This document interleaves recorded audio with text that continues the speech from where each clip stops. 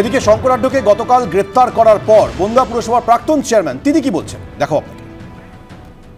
এত 17 ঘন্টা আপনার বাড়িতে জিজ্ঞাসাবাদ করা হলো, এখন অ্যারেস্ট হচ্ছে, কি বলবেন?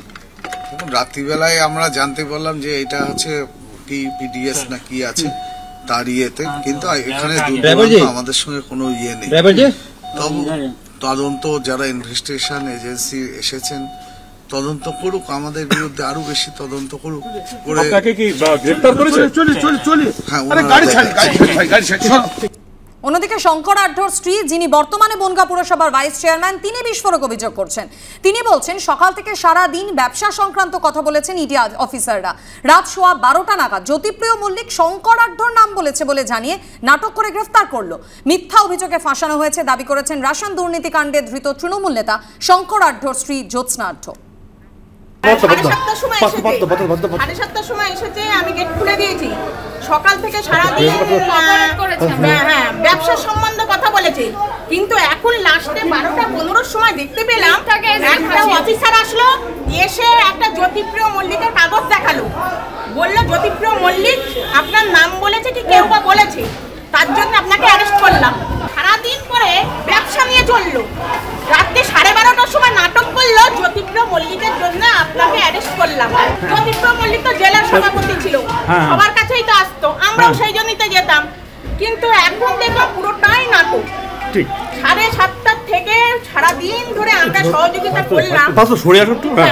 লাস্টে একটা অফিসার ব্যাগের থেকে কাগজ বের করে দেখালো, এই যে জ্যোতিপ্রিয় মল্লিকের জন্য অ্যারেস্ট করলাম। কাল ডিওয়াইএফআই এর ডাকে ব্রিগেডের সমাবেশ, তার আগে শুক্রবার থেকে ব্রিগেডে শুরু হলো মঞ্চ তৈরির কাজ। আজ উত্তরবঙ্গের কর্মী সমর্থকরা এসে যাবেন শহরে। তাদের থাকার জন্য রানী রাসমণি রোড এবং মেট্রো চ্যানেলে অস্থায়ী শিবির তৈরি হচ্ছে। 2019-এর লোকসভা এবং 2021-এর বিধানসভা ভোটে বাংলা থেকে শূন্য হয়ে গেছে সিপিএম। এবার সামনে আরেক বড় যুদ্ধ। 2024-এর লোকসভা ভোটের আগে যুব সংগঠন ডিওয়াইএফআই এর ব্রিগেডে ভর করে ঘুরে দাঁড়ানোই সিপিএম এর সামনে বড় চ্যালেঞ্জ। শুক্রবার থেকে শুরু হয়েছে ব্রিগেডে মঞ্চ তৈরির কাজ। জেলার বিভিন্ন প্রান্ত থেকে ইতিমধ্যেই আসতে শুরু করেছেন ডিওয়াইএফআই এর কর্মী সমর্থকরা। শনিবার শহরে পৌঁছে যাবেন উত্তরবঙ্গের কর্মীরা। তাদের থাকার জন্য রানী রাসমণি রোড এবং মেট্রো চ্যানেলে অস্থায়ী শিবির তৈরি করা হচ্ছে। রবিবার কার্যত শহরের অভিমুখ হবে ব্রিগেডগামী। কলকাতার 7 প্রান্ত থেকে 7টি মিছিল আসবে ব্রিগেডে। ডিওয়াইএফআইয়ের ডাকা ব্রিগেড এবার উল্টো ব্রিগেড, কারণ মঞ্চটা হচ্ছে একেবারে উল্টো দিকে।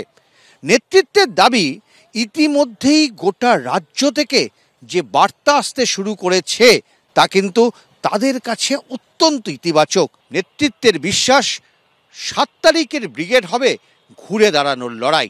যারা লড়াইয়ের মাটিতে থাকতে চান, যারা অধিকারে বেঁচে থাকতে চান, তারা প্রত্যেকে ব্রিগেডের মাঠে আসবে। শেষ কথা তো 7 জানুয়ারি দুপুর 12টা বলবে।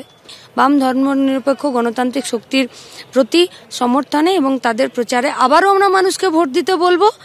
আর তৃতীয় কথা হচ্ছে যে ইস্যুর ভিত্তিতে যদি ভোট হয় তাহলে তো ইনসাফ যাত্রাকে পাত্তা দিতেই হবে এবং ইনসাফ যাত্রাকে গুরুত্ব দিতেই হবে, কারণ ইনসাফ যাত্রা ইস্যুর ভিত্তিতে হয়েছে।